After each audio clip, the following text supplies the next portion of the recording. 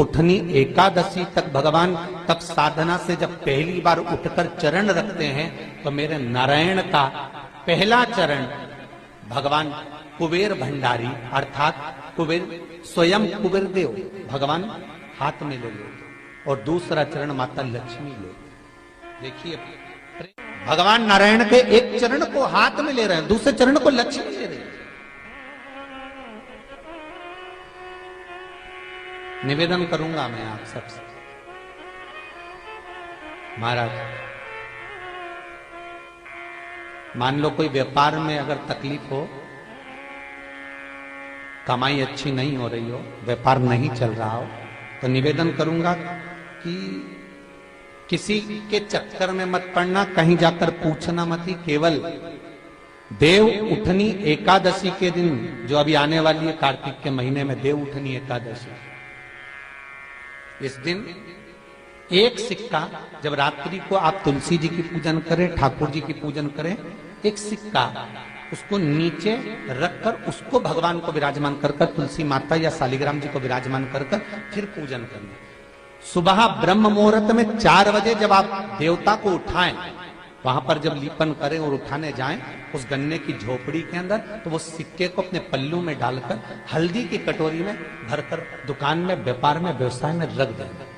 अगली एकादशी तक बताना जरूर कि कितना लाभ मिला, कितना कमाया आपने, सूचना जरूर देना हो, बताना जरूर कि कितना प्राप्त हो।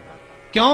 क्योंकि नारायण जब देव उठनी एकादशी पर उठते हैं, जब मेरे भगवान विष्णु अपना चरण नीचे रखते हैं, तो एक कुबेर और दूसरी स्वयं लक्ष्मी भगवान के चरण को अपने हाथों में झेल लेती है। तो जिस स्थान पर आप देवता को उठा रहे हो, जिस स्थान पर आप भगवान की आराधना कर रहे हो, जिस स्थान पर आप भगवान को जगाने का प्रयास कर रहे हो, वहां आप अगर लक्ष्मी को विराजमान कर देंगे तो नारायण का चरण और लक्ष्मी दोनों कुबेर के साथ हमें प्राप्त हो सकते। गंगा के जल में एकादशी के दिन 7 बेलपत्री डालकर जो नंदीश्वर भगवान अर्थात जो शंकर जी के शिवलिंग के सामने नंदी होता है, उस नंदी के चरण पर गंगा का जल चढ़ाकर बेलपत्री शिव पर समर्पित कर देता है, उसके घर में रुपया रुकना चालू हो जाता है, फिर वो गलत जगह पर नहीं जाता, गलत स्थान पर वो धन जाएगा ही नहीं।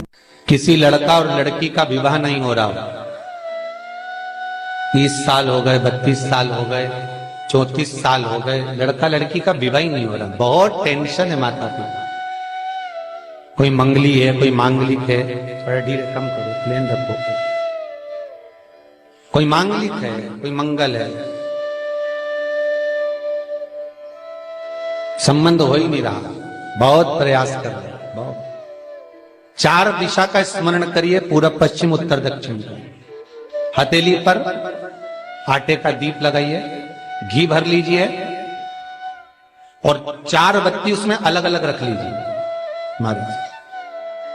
थोड़ा सा पीला चावल हल्दी में कर उसमें डाल लीजिए।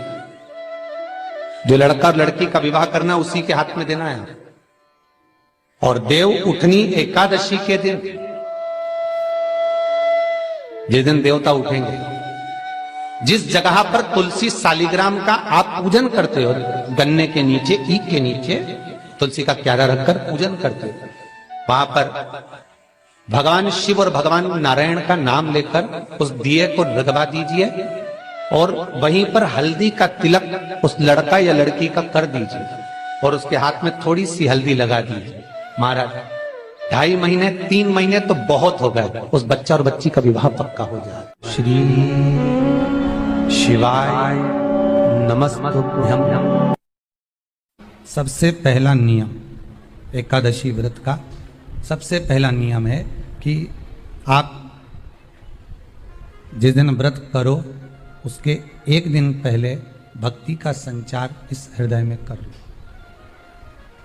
भक्ति का संचार इस हृदय में कर लीजिए। जिस दिन आप व्रत करो, जैसे एकादशी का व्रत कर रहे हो, तो 10वीं के दिन शाम का समय जब आवे, रात्रि जब होने लगे, शाम का समय आवे और रात्रि का आप जब भोजन ग्रहण करो, इस पदार्थ के कारण आपकी एकादशी बिगड़ जाए। कोई बेकार भोजन हमें ग्रहण नहीं करना, श्रेष्ठ भोजन ग्रहण करिए 10वीं। और एकादशी का दूसरा नियम बहुत ध्यान से सुनिएगा। जिस दिन आपकी एकादशी का व्रत हो उस दिन प्रयास करिएगा कि अपने हाथ से किसी भी वृक्ष की कोई पत्ती टूटे नहीं रिझा, भगवान से नहीं।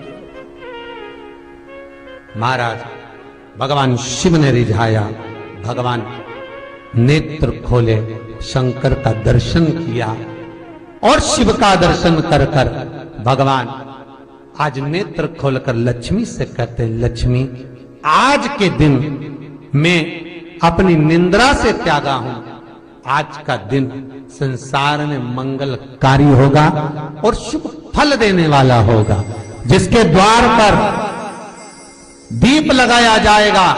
आज देव उठनी एकादशी के दिन, इसलिए आज आतिशबाजी होती है, नगाड़े बजते हैं, घर के दरवाजों पर दिया लगाया जाता है। आज के दिन जिसके द्वार पर दीप लगेगा, मेरी पूजन होगी, उसके घर में समृद्धि लक्ष्मी की कमी ना हो।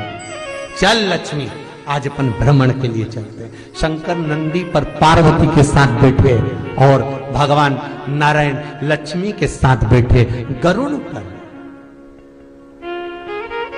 दोनों बैठे